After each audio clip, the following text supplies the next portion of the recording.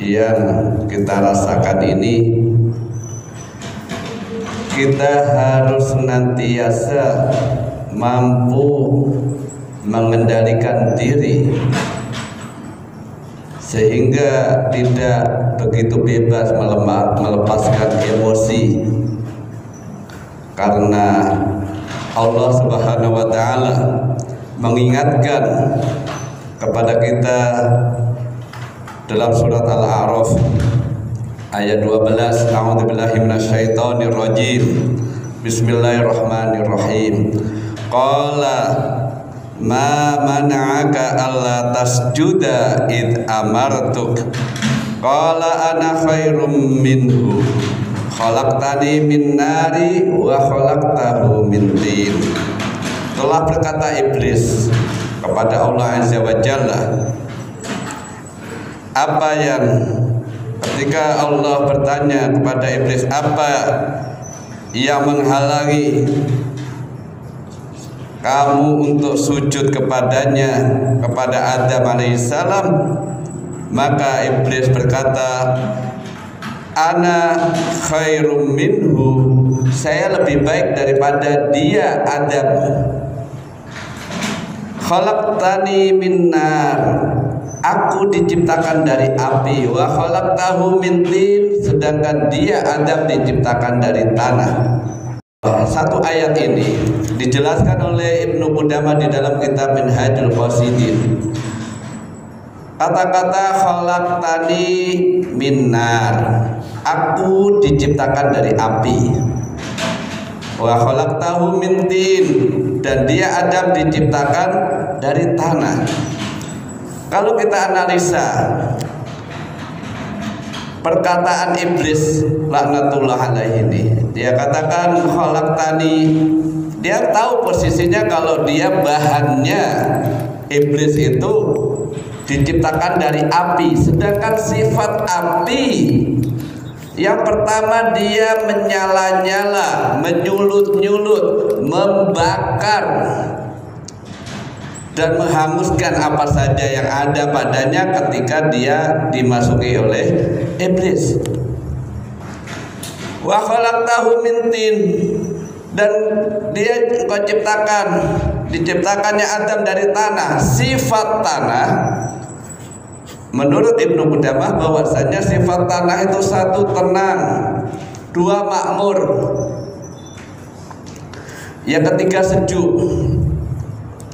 Ketika manusia dimasuki iblis, ketika iblis sudah bersumpah dan sombong mengatakan dia lebih baik, dari situlah dia mengadakan permusuhan kepada Adam alaihissalam, dan bentuk permusuhannya adalah dia akan senantiasa membuat orang yang ada di sekelilingnya itu ketika dia dibisik-bisikin sehingga bisikannya itu membuat orang yang dapat bisikan iblis itu atau bala tentaranya bangsa jin dan dia setan, maka bergejolaklah hati orang tersebut.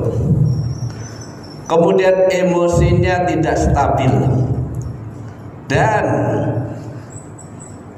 darahnya mendidih, yang mengakibatkan pada orang yang sedang dibisikin sehingga bergejolak dan emosi, maka timbullah sifat marah.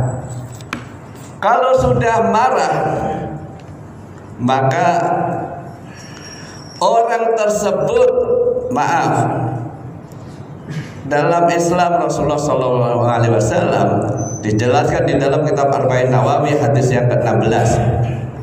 An Abi Hurairah radhiyallahu anhu, anin Nabi sallallahu alaihi wasallam, anna rajula ila Nabi sallallahu alaihi wasallam awsani la taghdab la taghdab la taghdab walakal jannah. dari Abu Hurairah radhiyallahu anhu bahwasanya Nabi sallallahu alaihi wasallam bersabda, telah datang seorang lelaki minta nasihat kepada Nabi, dan nasihatnya adalah la taghdab, jangan marah. La taghdab, jangan marah. La taghdab, jangan marah. Walakal jannah, kalau mampu posisi tidak marah, jaminannya jannah. Siapa saja yang mengerjakan kalau dia nggak marah, sebagaimana Allah berfirman, wa amma man khafa maqama rabbih wa nahan nafsa 'anil hawa fa innal jannata hiyal ma'wa. Dan adapun orang-orang yang takut kepada Tuhannya, kepada Rabb, kepada Allah, dan menahan dirinya, maka baginya fahiya jannatul ma'wa, baginya adalah surga ma'wa. Jemaah Jumat insyaallah dirahmati Allah.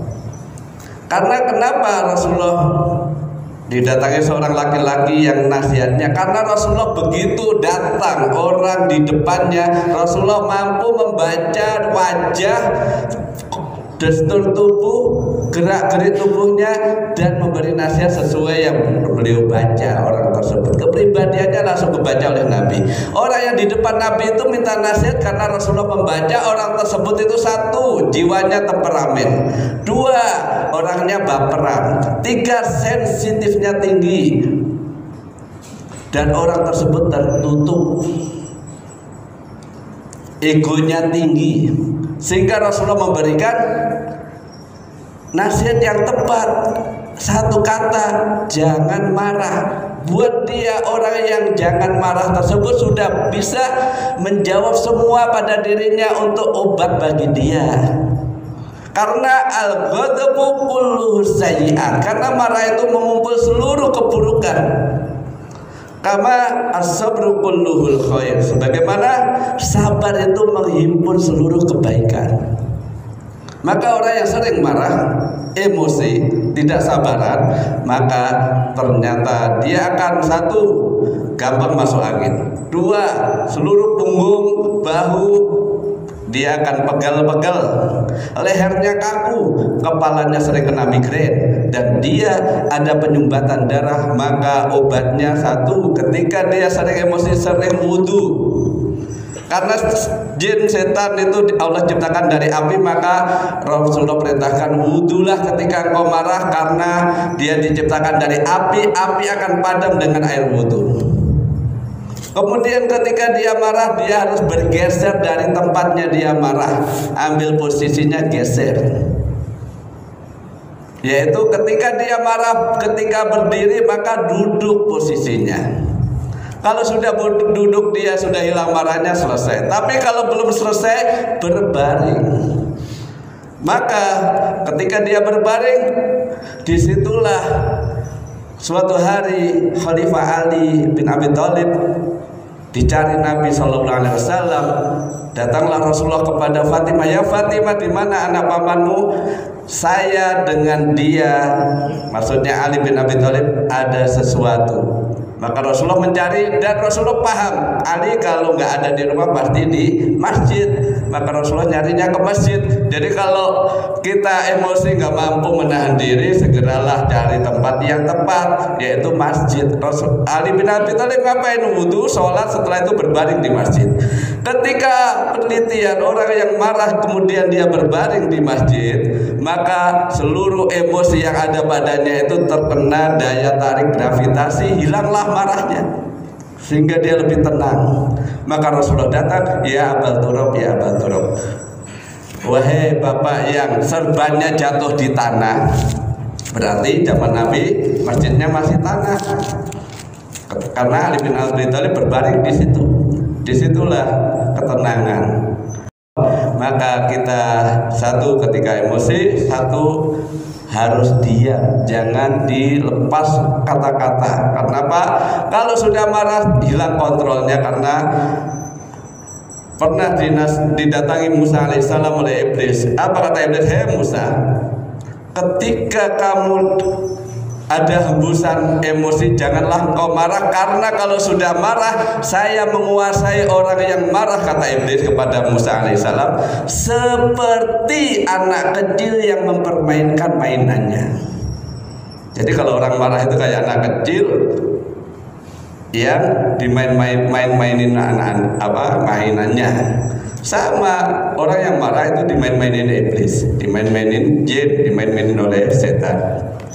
Maka dari itu marilah pada khutbah yang kedua ini kita memohon kepada Allah, berdoa kepada Allah agar kita bisa termasuk yang dikatakan Nabi SAW.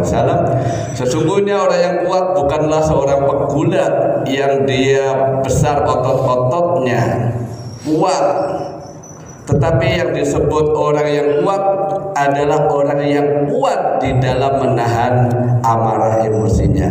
Maka dari itu marilah mudah-mudahan kita bisa sabar, bisa termasuk hamba Allah